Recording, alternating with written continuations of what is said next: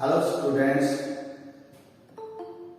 today we will discuss a very interesting and important topic of the chapter which we have started, the human eye and the colorful world.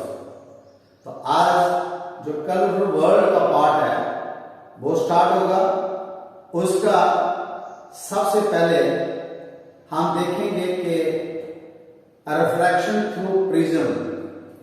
तो refraction through prism करने से पहले हम ये देखेंगे कि prism क्या है। तो सबसे पहले हम पढ़ेंगे प्रिज्म के बारे में।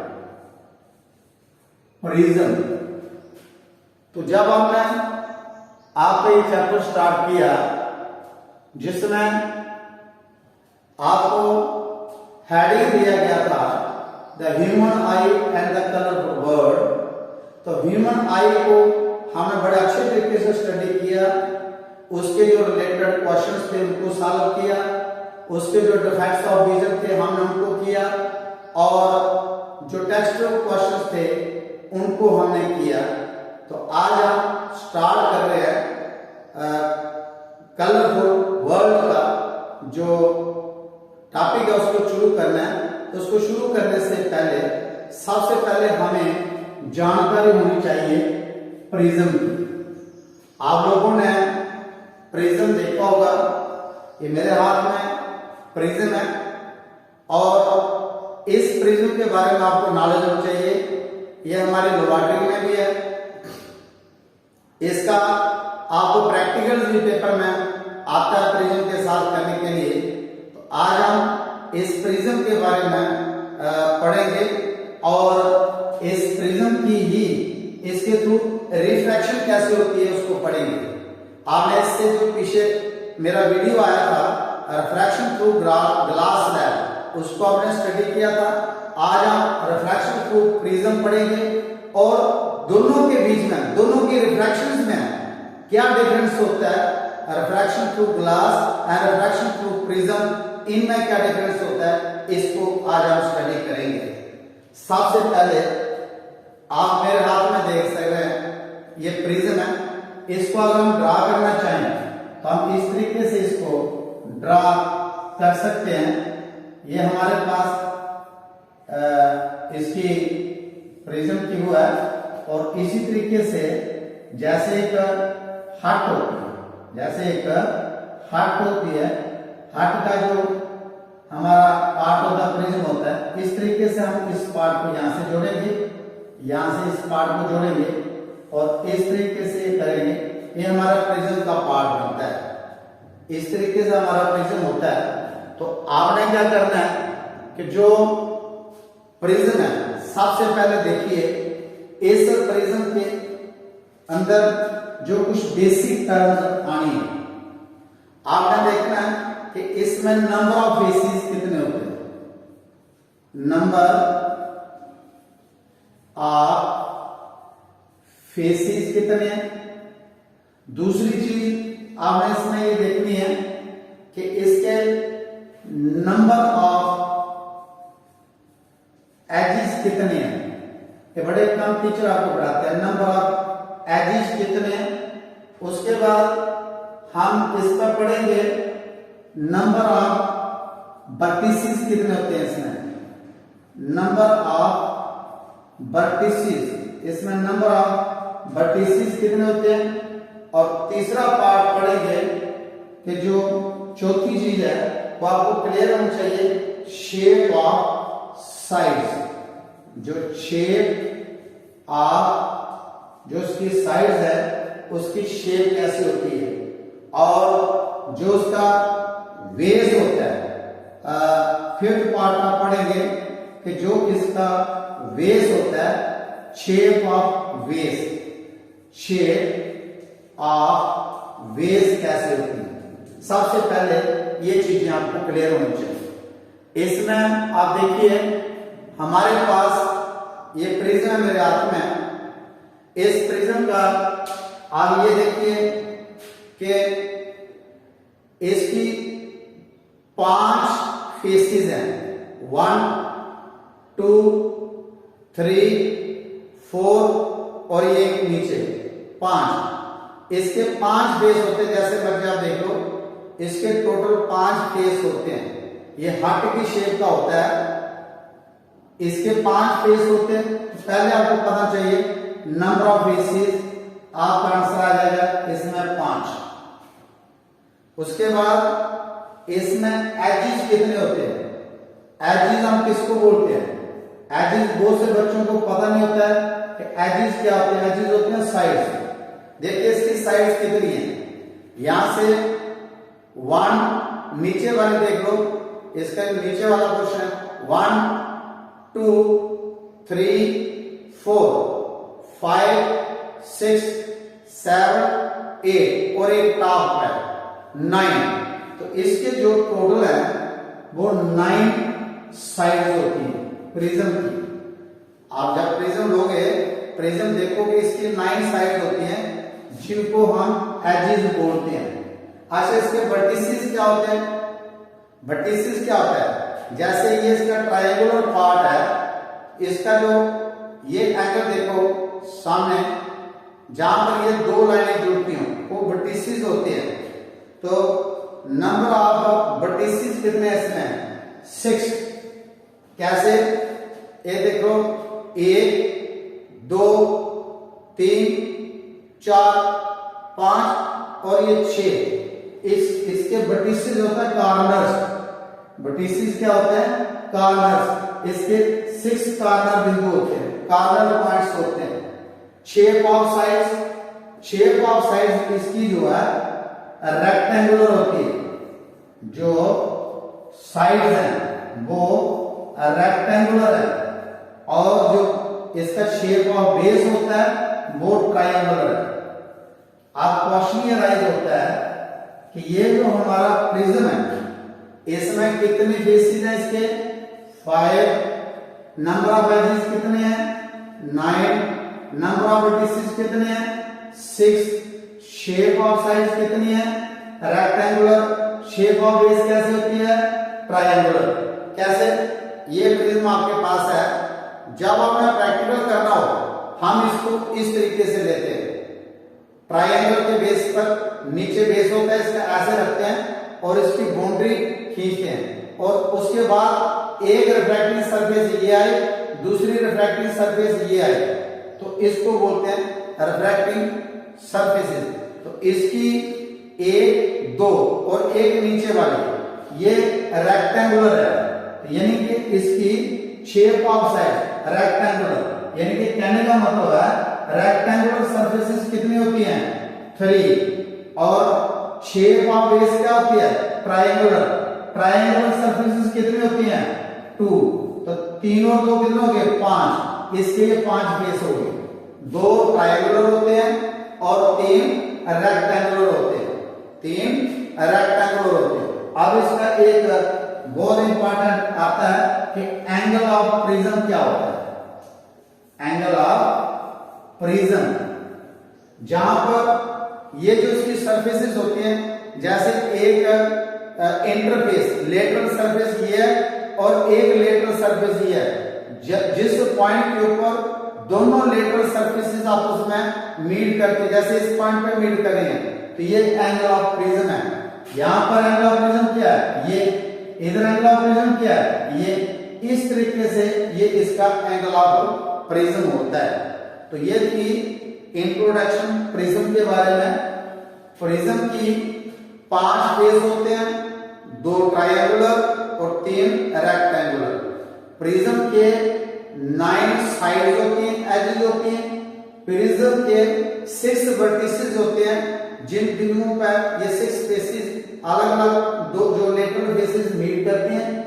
शेप ऑफ बेस ट्रायंगुलर होती है और शेप ऑफ साइड्स होती है रेक्टेंगुलर होती है। और एक होता है एंगल ऑफ प्रिज्म, जो 2 लेटरल सरफेसेस जिस पॉइंट के ऊपर मीट करती हैं, उस पॉइंट पर जो एंगल बनता है उसको एंगल ऑफ प्रिज्म कहते हैं। तो ये थी इंट्रोडक्शन कि what is prism. Prism is a transparent bounding glass material which shows a refraction, जिससे रिफ्रैक्शन होती है उसको हम प्रिज्म कहते हैं, उसको हम क्या बोलते हैं, प्रिज्म कहते हैं।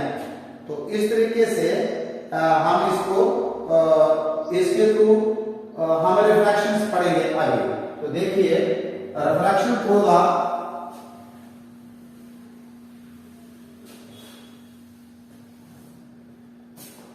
जब हमें रिफ्रैक्शंस करनी हो तो हम इसको जब ऐसे बेस के आधार पर रखे हैं तो हमें सिर्फ इसका ट्रायंगुलर पार्ट दिखता है, तो हम कंसीडर करते हैं कि ये एक हमारे पास प्रिज्म है, ये एक हमारे पास क्या है, प्रिज्म है। और सबसे पहले इसमें कुछ टर्म्स हम स्टडी करेंगे। आप देखेंगे कि सबसे पहले आपको पहला पार्ट पढ़ाया गया कि ग्लास प्रिज्म होता क्या है, ये आपकी बुक के ऊपर इसकी डेफिनेशन भी है, ग्लास प्रिज्म। नंबर 2, अब इसमें जो टर्म्स है आपको पता होना चाहिए, इंसिडेंट रे कौन सी है, इंसिडेंट रे। नंबर 3, आपको इसमें ध्यान रखना है कि रिफ्रैक्टेड रे कौन सी है, रिफ्रैक्टेड रे। और तीसरा बच्चों आपने याद रखना है, आपके पास इमर्जेंस रे होती है, इमर्जेंस रे। और 5वां आपने ये देखना है, एंगल ऑफ इंसिडेंस कहां बनता है, एंगल ऑफ इंसिडेंस। उसके बाद 6 पॉइंट आपने याद रखना है, एंगल ऑफ रिफ्रैक्शन। और उसके बाद 7 पॉइंट आपने याद रखना है, एंगल ऑफ इमर्जेंस। और 8 पॉइंट आपने याद रखना है, angle of deviation, angle of deviation. तो जब हमने ये अभी रिफ्रैक्शंस का पार्ट करना है, इस रिफ्रैक्शंस के पार्ट के बीच में हम इन बिंदुओं के ऊपर ध्यान देंगे, इन टर्म्स को एक्सप्लेन करेंगे। तो सबसे पहले ग्लास प्रिज्म, जो मैंने अभी आपको एक्सप्लेन किया, इसकी एक्सप्लेनेशन आपको दे चुका हूं। अब जब हमें इसकी रिफ्रैक्शंस करनी हो, इसका रेक्टेंगुलर पार्ट हमें दिखता है, मान लो ये प्रिज्म का रेक्टेंगुलर पार्ट है, लेट दिस इज ए, ये हमारे पास बी है और ये सी है। अब आती है इंसिडेंट रे। मान लो किसी भी सोर्स से जो लाइट है वो यहां से इस तरीके से इस प्रिज्म के ऊपर फॉल करती है, हम इसको बोलेंगे कि ये इंसिडेंट रे है। ओके, अब जिस पॉइंट के ऊपर ये इंसिडेंट करती है, जिस सरफेस के ऊपर, वहां पर नॉर्मल ड्रा करते हैं ऐसे, ये हमने नॉर्मल ड्रा कर लिया और ये परपेंडिकुलर होता है। नॉर्मल क्या होता है, परपेंडिकुलर। इसका नाम रख लो, मान लो ये n और ये क्या है, n डैश है। उसके बाद आप देख रहे हैं कि इंसिडेंट रे जो है ये एयर मीडियम से आ रही है, और ये जो प्रिज्म है ये हमारा ग्लास है, और ये रेयर मीडियम है, और ये क्या है, डेंसर। जब रेयर मीडियम से डेंसर की तरफ जाती है तो वो बेंड्स टुवर्ड द नॉर्मल, वो उसके नॉर्मल की तरफ बेंड होती है। तो ये हमारा नॉर्मल है, इस तरफ बेंड होगी, तो ये ऐसे करके यहां से बेंड होगी इस तरफ, ये बेंड्स टुवर्ड द नॉर्मल। इसको कहते हैं रिफ्रैक्टेड रे, रिफ्रैक्टेड रे। अब जब रिफ्रैक्टेड रे इस पॉइंट के ऊपर गई, अब ये डेंसर मीडियम है, ये दोबारा आपका एयर मीडियम है, ये रियर मीडियम है, यहां पर नॉर्मल ड्रा करो ऐसे, इसका कोई नाम रख लो, सपोज करो ये n डबल डैश और ये एन ट्रिपल डैश है। आपने नाम रख लिया। यहां पर ये परपेंडिकुलर है, नॉर्मल। अब ये ग्लास है और ये रेयर है। जब डेंसर मीडियम से रेयर मीडियम की तरफ जाती है तो रे जो है अवे फ्रॉम द नॉर्मल जाती है। अब ये हमारा नॉर्मल है तो ये रे नॉर्मल की तरफ बेंड नहीं करेगी, नॉर्मल से दूर जाएगी, तो ये रे जो है इस तरीके से बेंड होगी। ये इसको हम बोलते हैं इमर्जेंट रे। दिस इज इमर्जेंट रे। तो ये हमने आपको पढ़ाया ग्लास प्रिज्म क्या होता है, उसके बारे में इंट्रोडक्शन आपको दी। उसके बाद आपको कहा इंसिडेंट रे क्या होती है, उसके बाद रिफ्रैक्टेड रे का, इमर्जेंट रे का। इन चीजों को, इन टर्म्स को मैंने इस फिगर में आपको शो कर दिया।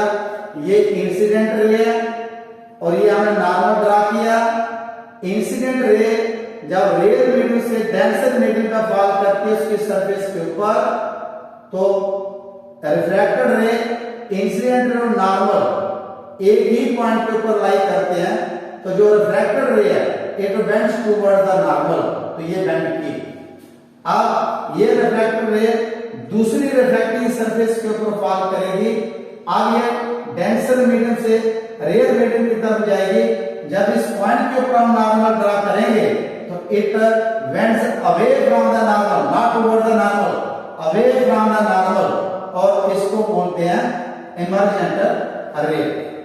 अब क्वेश्चन है कि व्हाट एंगल ऑफ इंसिडेंस कहां बनेगा। देखिए ये इंसिडेंट रे है और ये नॉर्मल है। The angle between the incident ray and the normal is called angle of incidence. इसको एंगल ऑफ इंसिडेंस बोलेंगे। तो आगे ये आ गया आपके पास एंगल ऑफ इंसिडेंस। अब एंगल ऑफ रिफ्रैक्शन क्या होता है, the angle between the refracted रे एंड द नॉर्मल, इस एंगल को बोलेंगे एंगल ऑफ रिफ्रैक्शन। और एंगल ऑफ इमर्जेंस क्या हुआ, एंगल ऑफ इमर्जेंस ये हुआ एंगल बिटवीन द इमर्जेंट रे एंड द नॉर्मल। ये जो एंगल है इसको बोलेंगे angle of emergence. Okay, suppose हमारे पास यहां प्रिज्म नहीं है, तो तब ये जो इंसिडेंट रे है ये यहां से रिफ्लेक्ट नहीं करेगी, ये इंसिडेंट रे यहां से सीधी जाएगी ऐसे। मान लो यहां प्रिज्म नहीं है तो जो इंसिडेंट रे है वो कैसे जाएगी, सीधी। और फिर ये इमर्जेंट रे भी कहां जाएगी, ये सीधी।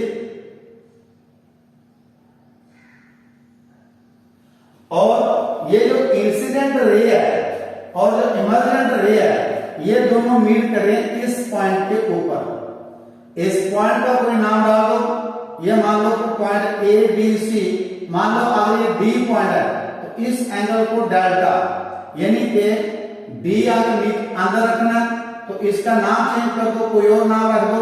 मान लो इसमें पॉइंट ए है तो ये जो हमारे पास है ये डी आया, ये जो डी आया that is this is point is के, और यहां पर जो एंगल डी बन रहा है इसको बोलते हैं एंगल ऑफ डिविएशन। तो ये आपका एंगल ऑफ डिविएशन आया। तो ये था आपका जब refraction of light through prism होगी उसको हम इस तरीके से एक्सप्लेनेशन करेंगे। When the incident ray strikes on the refracting surface of the prism, then if we draw normal at the same point, then it is refracted towards the normal, and when this ray again falls on the another refracting surface, then it goes from denser medium to rare medium, it refracted away from the normal. In this way, this is the incident ray, this is the refracted ray and this is emergent ray। ये आपका angle of incidence आया, ये आपका angle of refraction आया।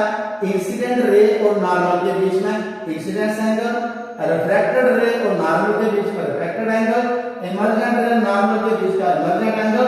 Suppose करो यहाँ पर prism नहीं है, तब ये इंसिडेंट रे सीधी जाएगी और इमर्जेंट रे भी पीछे करो सीधी।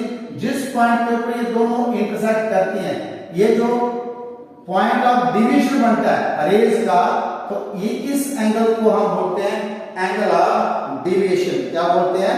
Angle of deviation. तो अब एंगल ऑफ प्रिज्म, ये जो इसका यहां पर ये आता है, इसको बोलते हैं एंगल ऑफ प्रिज्म। ये आ गया एंगल ऑफ प्रिज्म। तो ये भी पॉइंट हमने यहां पर क्लियर किया, 9 पॉइंट कि एंगल ऑफ प्रिज्म कहां पर होगा।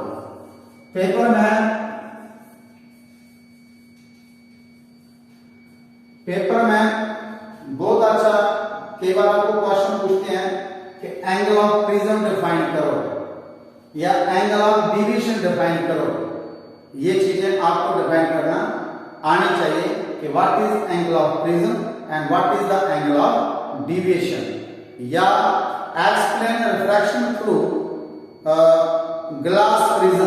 तो तब आपने इस तरीके से डायग्राम बनानी है और इस तरीके से इसको पूरा लेवल करके फिर इसको एक्सप्लेन करना है, आपकी हो जाएगी रिफ्रैक्शन थ्रू प्रिज्म। आपको पूछना है कि प्रिज्म क्या होता है, तो जो टर्म मैंने आपको पहले बताई कि प्रिज्म एक ग्लास का बॉन्डेड सरफेसेस होते हैं जिसमें 5 फेसेस होते हैं, 9 एजेस होते हैं, 6 वर्टिसेस होते हैं, 3 रेक्टेंगुलर फेस होते हैं, 2 उसके ट्रायंगल फेस होते हैं। तो ये प्रिज्म के बारे में, ग्लास प्रिज्म के बारे में आपको नॉलेज थी। अब बेटा एक बहुत अच्छा क्वेश्चन राइज होता है, आपको एग्जाम में आ सकता है कि जब हम रिफ्रैक्शन थ्रू प्रिज्म करते हैं या जब हम रिफ्रैक्शन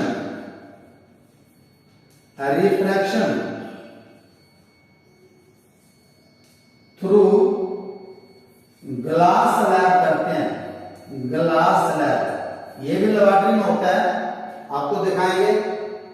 इसमें भी रिफ्रैक्शन हुई और इसमें भी रिफ्रैक्शन हुई, दोनों में क्या फर्क है?